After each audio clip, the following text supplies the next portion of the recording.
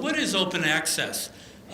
Open access means different things to different people, but in its most simple meaning, it's content that is digital, online, free of charge, and free of most licensing restrictions. It's free access. And there's this free in the sense, it has been said in the internet, free as in free beer. It doesn't cost you anything. Somebody is buying you this beer. Irrevocable, worldwide, perpetual right of access. Free of most restrictions means free to reuse. License to copy, to use it, to distribute it, to transmit it, to display it. It's free as in free speech. So two different meanings of word free. Together, they comprise open access. And there have been a number of bodies that have convened and discussed this. One is the Berlin Declaration on Open Access to Knowledge. The link is here. You can see what it says. But it points out how the internet has fundamentally changed the practical and economic realities of distributing scientific knowledge. This declaration, as of January of this year, has been signed by 417 organizations, universities, quasi-governmental agencies, private research institutions worldwide. So there is broad and growing commitment to open access in some sense. But there are different shades or colors of open access. All open access requires making the material available in some way, so archiving the publications online. And the concept here is to do it with the minimum of barriers, financial, legal, or otherwise. There are two general methods that are recognized for providing open access. One, and that's why I say colors, is called green open access, and this refers to self-archiving, where you as an author put your paper somewhere in a repository that is available free of charge to readers. It can be in your own institution's repository, or it can be in some open archive. Gold open access refers to publishing in an open access journal. So the journal maintains an archive of its own, or it deposits the paper in an open archive. So those are the two major colors, but there are other shades as well, because open access journals vary in their commitment to this standard.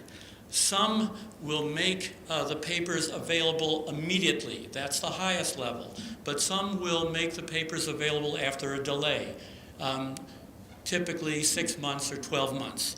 Some are hybrid, where they make some articles available as open access if you pay them. And some claim that they own it, but they permit the author to self-archive. I had a little run-in with a journal. I'll tell a small story here. I had a little run-in with Rockefeller Press many years ago when it was the early 90s, and I was very proud of my website, and I was putting PDFs of all my papers and figures and everything on my own website. And one of the papers was published in the Journal of Cell Biology, which Rockefeller Press publishes, and they called me and they said, take it down from my own website, because I had to, in order to get the paper published, I admit it, I signed a waiver of copyright and assigned it all to the journal.